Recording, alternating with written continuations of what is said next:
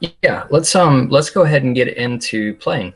So Dylan's going to play for us, and if anyone else, if we end up having more time, if somebody else wants to play as well, you know, feel free to do so. But we'll start with Dylan, and cool, yeah. Do you have anything specific or just? Well, what have you been working on recently? Oh, okay. I can just play the beginning to the piece I got today. So I'm on tuba now. So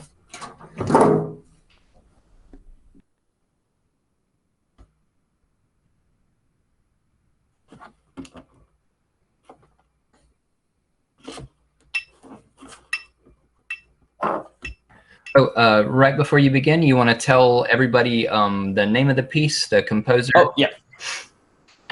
I will be playing Largo and Presto by Bendito Marcelo.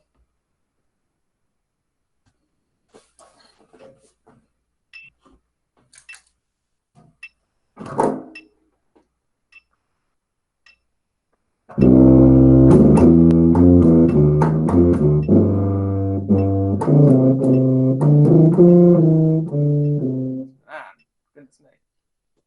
I'm gonna give that a quick restart.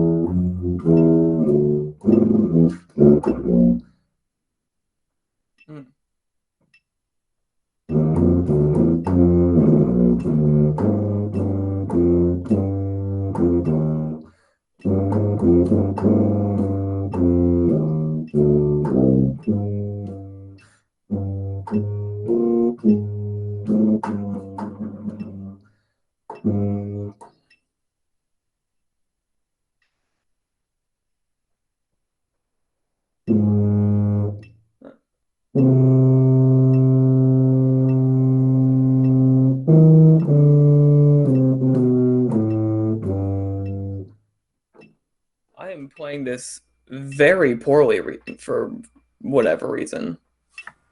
That's okay for your reading. So this is you just got it today. We're basically sight reading for the most part. Yeah. Yeah. All right. Yeah, I'm gonna start. I'm gonna go back to one specific part, and then I'm just gonna play it out.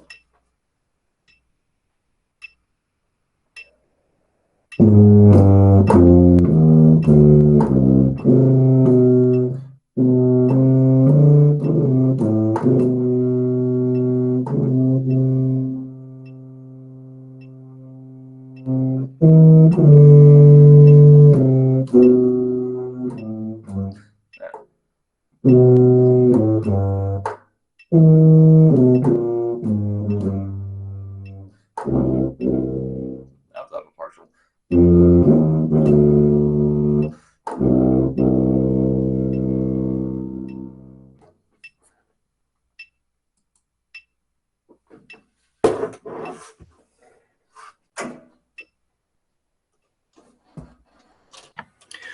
Was your metronome set at 52?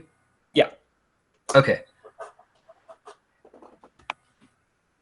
All right. If you want to mute yourself for a second, I'm gonna probably play some of this as well. So everyone can see the music. As you're learning different pieces, especially for myself, I like to break things down in smaller portions as I'm learning it, just to make sure that as I'm going through, I'm making very deliberate patterns in my mind as I practice things. That way, when I do them, I'm not necessarily repeating patterns that are not patterns that are incorrect or whatnot. So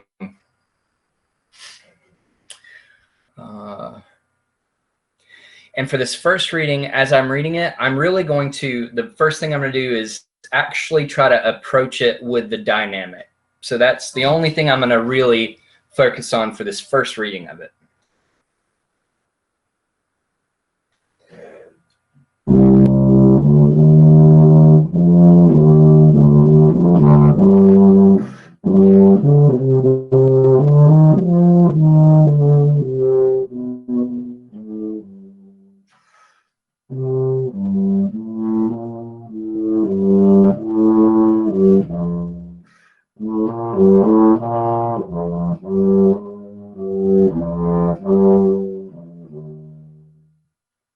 Right?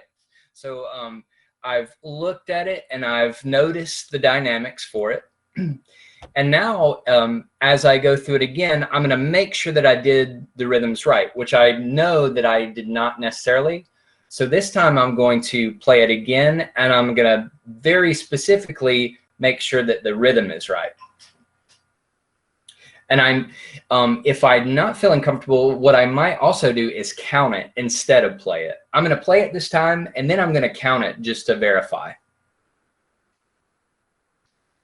And I'll stop at roughly the same spot.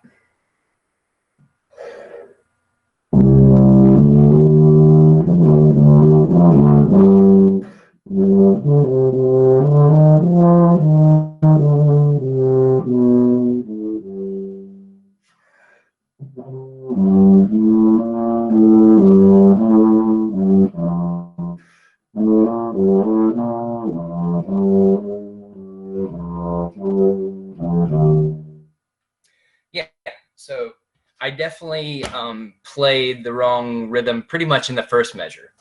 So this time I'm going to count it, right? And actually, I'm going to have you count it with me. So we'll say, do you guys do 1E and a 2E and a? Have y'all done that before? So this is how we'll count it all together.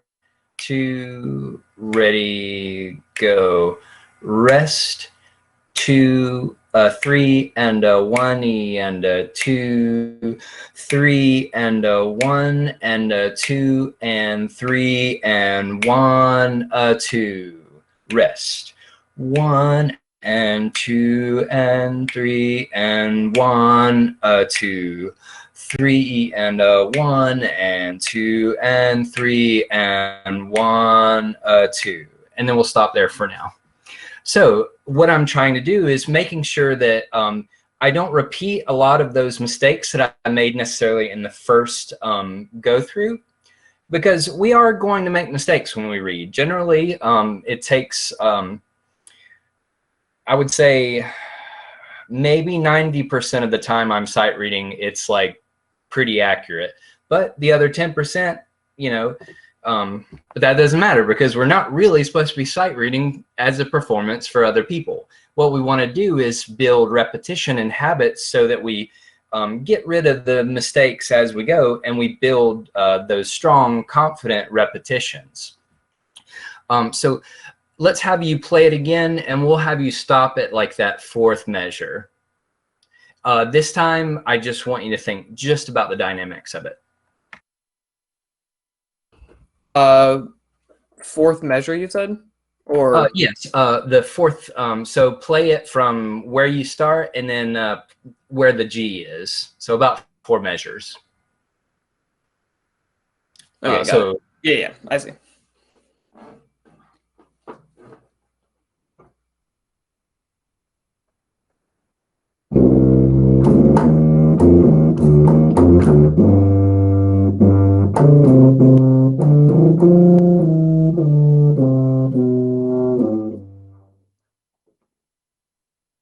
On a measure of 1 to 10, how do you think that forte was? Say like a 6. Yeah, let's see if we can get it to a 9 this time. And really tank up. Don't worry about super long phrases now. We're just worrying. We're just thinking about project. Just really get that sound out.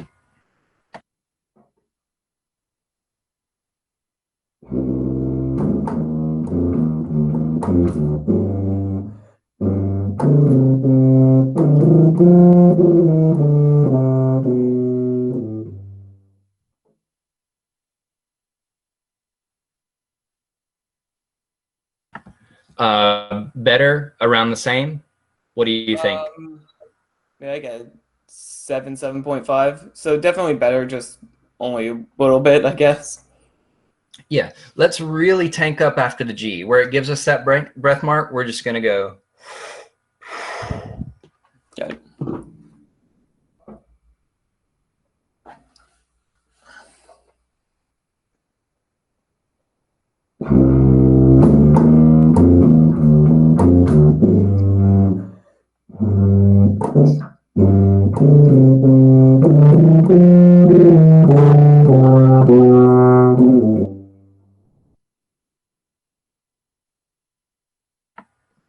Yeah, so as you continue to work on it, I would just do those measures like 10 times in a row or so, and just making sure that you're getting the patterns, getting the rhythms right. And then as you continue, really explore the dynamics as you're going through.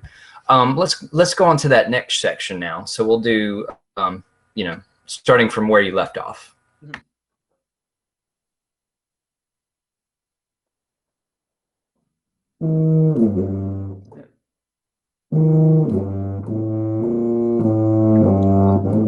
It's one partial down. Da, da.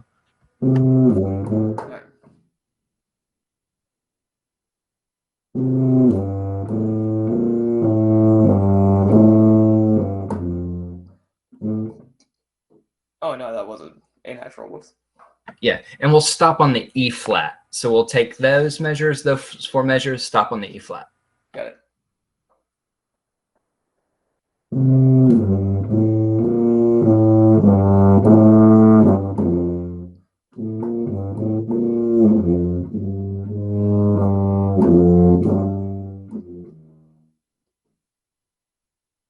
Yeah, good. In terms of the swelling, how would you rate yourself? The first one was definitely better than the second one. I should have gotten a bit more air for the second swell, but overall not bad. Okay.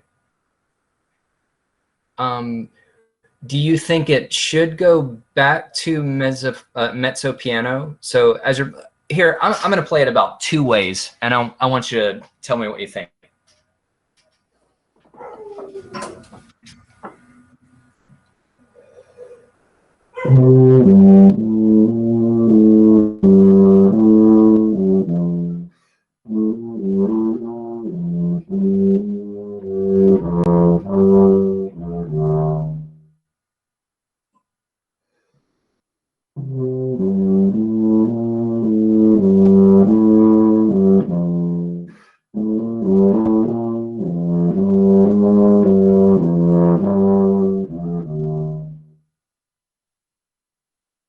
Did you notice somewhat of a difference? I'm sure there was. It's just mic balancing. I really couldn't tell super well. Oh, okay. Is there am I clipping some on mine, Adam? Is there like clipping on the sound?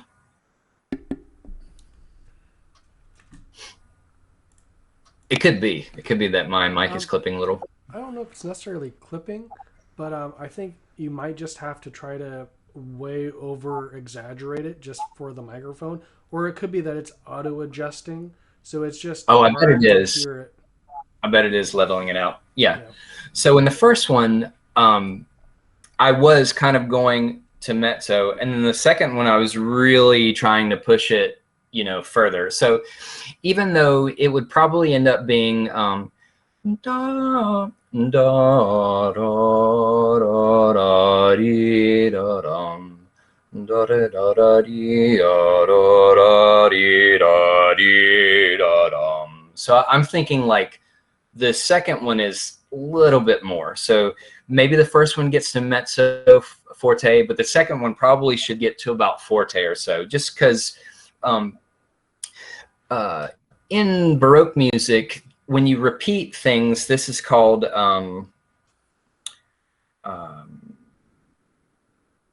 what's the term? It's like a repeated figure, and this happens a lot in Baroque music, but it doesn't mean that it should be the exact same each time. All sequences. These are sequences. So in the sequence, if you're trying to say something and then you say something very similar, you really don't want to say it exactly the same.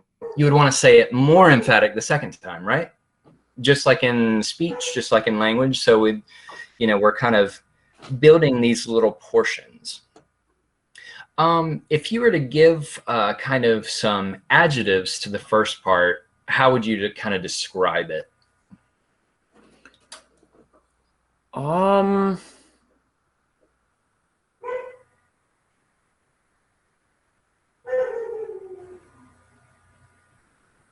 Not really sure how I describe it, to be honest. So here's an exercise. Close your eyes, and I'm just going to play the first portion, and just tell me kind of what you might be envisioning or imagining.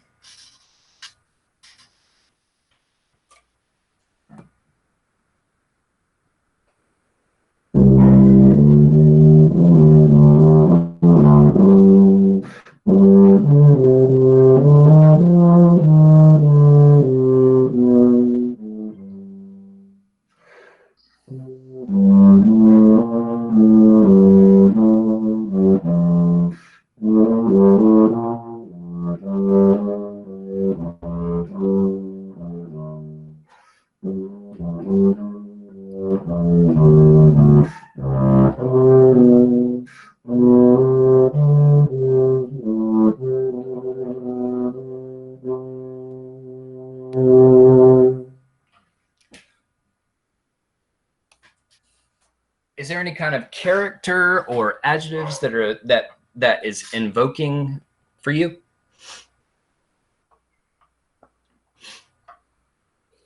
I definitely have an idea of what I'm thinking. It's just I'm not good with words, so. What kind of is there like an emotion to it?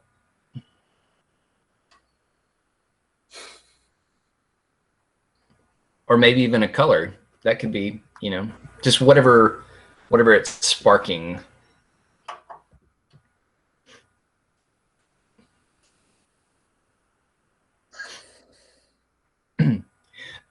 I'll tell you, for me, it's kind of there's like somewhat of a somberness to it.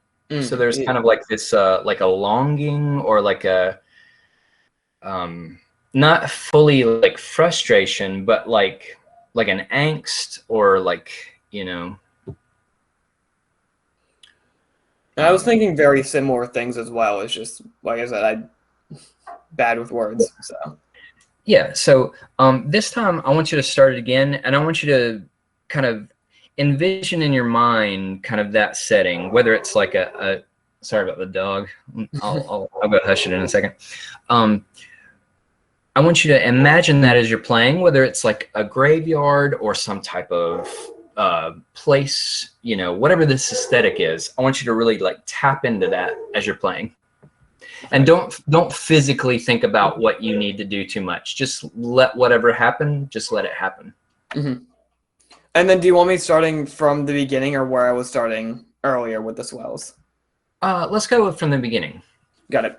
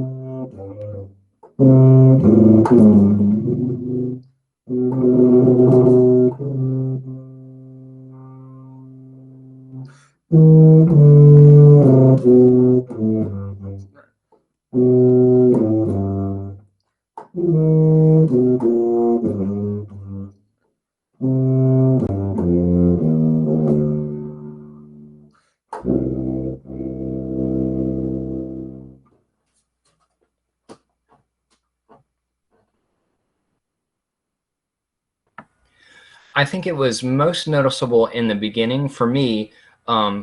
As you went to the upper notes, they felt more effortless. Mm. And really, that's the idea that we want to get towards, is that we're not really thinking about physically how we're playing. We're just kind of thinking about emoting and allowing our body to do some of these techniques that we're developing kind of in isolation. So part of what you want to do in a practice session is, yes, you want to work on the specific fundamentals and do the very specific rhythmic patterns, but then you also want to kind of make them into a second nature or a subconscious, you know, so you do all these repetitions so many times that you don't really think about physically how you're doing them. Then you start to think about, you know, the emotions as you're playing. Mm-hmm. And your fingers and your body just kind of naturally does what it needs to do, because it totally will. The more you repeat something, the more that it does get ingrained into your memory bank. And then you just tap into it without really thinking about it. But what you're actively thinking about is emoting and creating this particular sound that's coming from your mind. Mm-hmm. Yeah, so your F and your E flat sounded, you know, easier, and that's the idea. The more that you repeat these things, then the easier that they do become. For the trills, as you work on them, some people kind of start slower and then go faster. But really what you want to do is just kind of listen to a few different instruments doing this and then figure out which ones you kind of like the best. With Baroque trills, you do start from the note above, and it does notate it here, which is a good thing. So like with the C to B, you have D, D, D. So you start on the note above, as notated, your C, and you just go in between the B. And then the same for the E flat to D. It's notated well to help you do those trills. As you're working on them, you can start slow to fast and then resolve them before. But the main thing to think about as you're working on them is having just a consistent blow through. You know, it's not about your fingers. It's really about just that flow going through the note.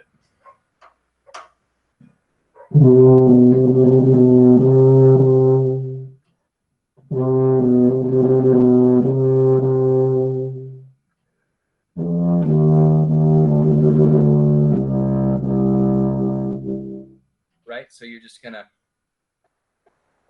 as though you're only playing one note, but your fingers are wiggling more than one. Mm-hmm. And that'll help as you're working on it. So cool. I want to ask if this is like a good idea or not, just from sight reading and not really having any direction. I was treating those, like the beginning of those trills, mostly as like grace notes. Would that be correct in this context, or? I would start them on the beat. So I think what Belden is trying to give you, and Don Little, he's trying to tell you that the beginning of the note starts above. Got it. So for the trill starts above. Dee da dee ah, 1 and 2 and 1, 2, 1 and 2 and 1. Yeah, so I would start them right on the downbeat, which is weird because you would think that grace notes do start before, but there's also kind of this slash through it. Mm-hmm.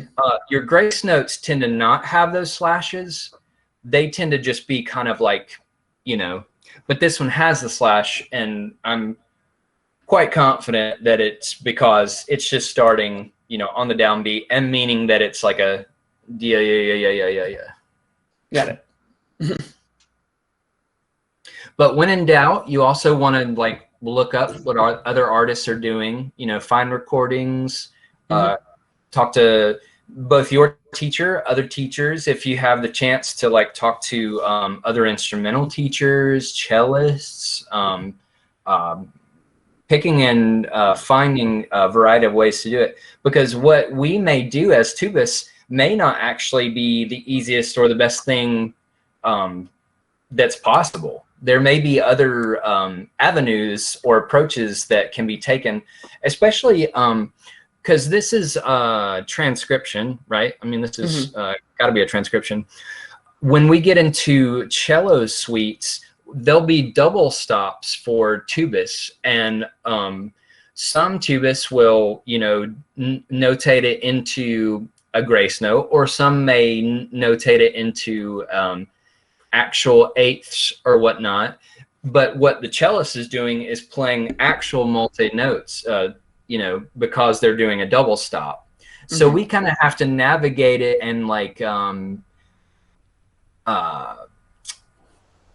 we're trying to emulate it as best as we can with the limitations of only having a singular, unless we're trying to actually physically do multiphonics, we're trying to replicate that.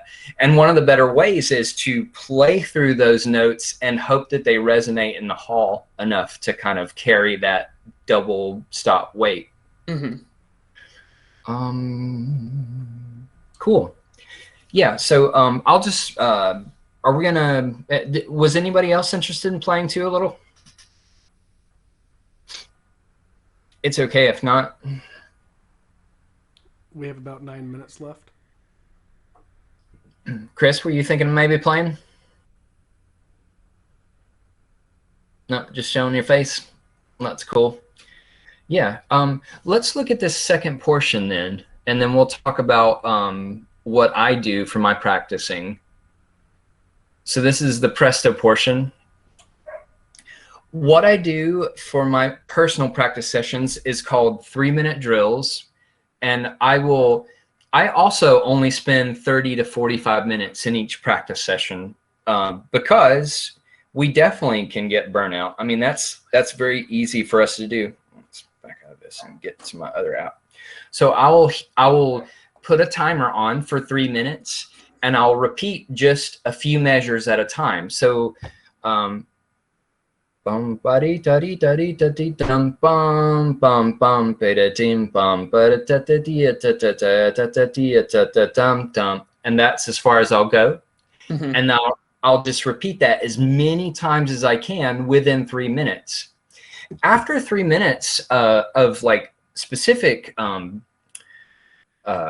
repeating, there's diminishing returns that occur. So you could continue to get better at something in that small amount of time, but after the 3 minutes, it's not as efficient. You don't really retain quite as much as you do within just 3 minutes.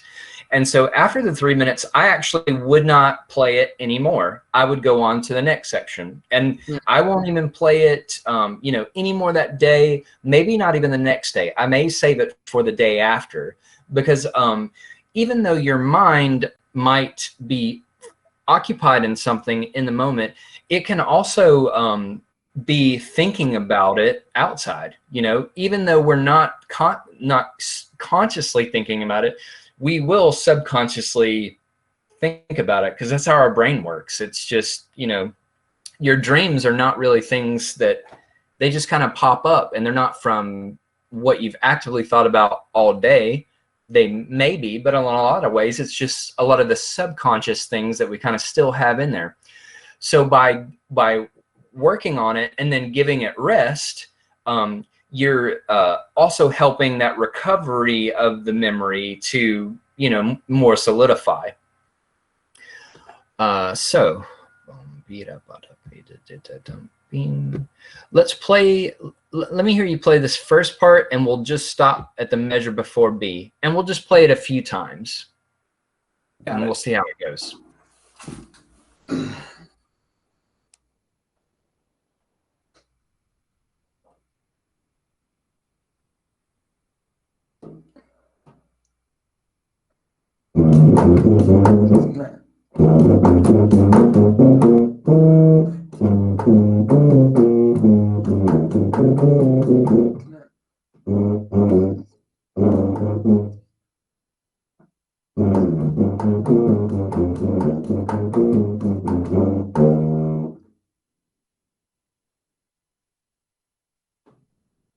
Now what we're going to do is we're going to count it, and we're going to finger along without playing. And we're going to slow it down just a little bit. 1, 2, ready, go. 1 and 2 and 1 and 1 and 1 and 2 and 1 E and 2 E and 1 E and 2 E and 1 and. Yep, let's do it again. 2, ready, and 1 E and 2 E and 1 and 1 and 2 and 1 E and 2 E and 1 E and 2 E and 1 and. Yeah, sorry. I'll have you count in my head because I think with the syncing, it's probably a little awkward. But I'll count it off, and hopefully that'll make sense, and we'll just do it together. 2, ready, again. 1 E and 2 E and 1 and 1 and 2 and 1 E and 2 E and 1 E and 2 E and 1 and. Let's do just the first 2 measures like that. 1, 2, just the first 2 again. 1 E and 2 E and 1 and. Now let's play just those 2 measures. 1, 2. Sorry, you can leave it muted if you want. That's okay. 2, ready. 1 E and 2 E and 1 and.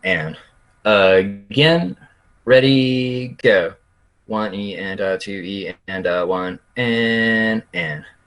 All right, now unmute it and let's hear it.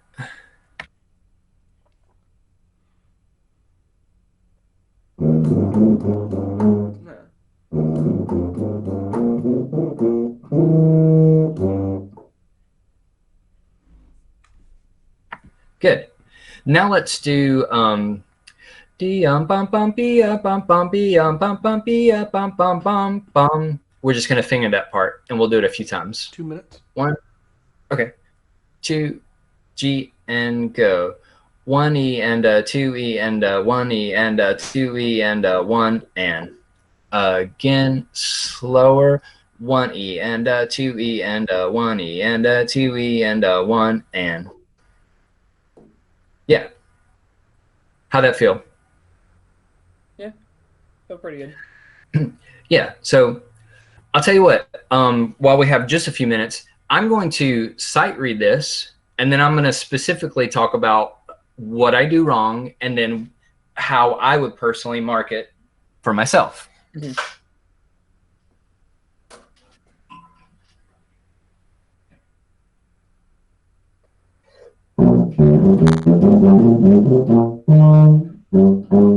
Sorry. Again. Ready?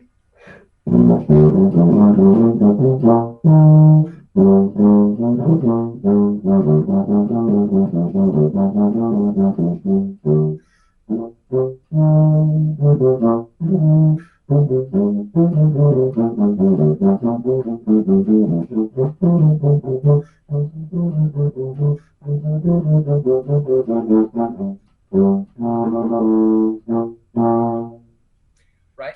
So I know that I made mistakes after beat, so I would probably make a little bit of a pencil mark around those. And then whichever patterns I have the hardest time with, those are also going to be things that I target. So say I'm doing a 30-minute session, I'm not going to play all of the music that I have or that I'm preparing. What I'm going to do is I'm going to especially work on the things that are either technical or I don't sound all that great on. So I'm going to do some of the slower stuff that I need to just play and make sound good. And that's going to be probably 2 or 3 of my 2-minute drills. And then I would work on part of this, probably about 5 or so sections that I'm just kind of bonking. And I'm going to take it slow, and I'm going to do them just as best in time as I can. Because that's really how we want to approach our practice sessions, not just like going in and playing everything up to tempo right away, because that's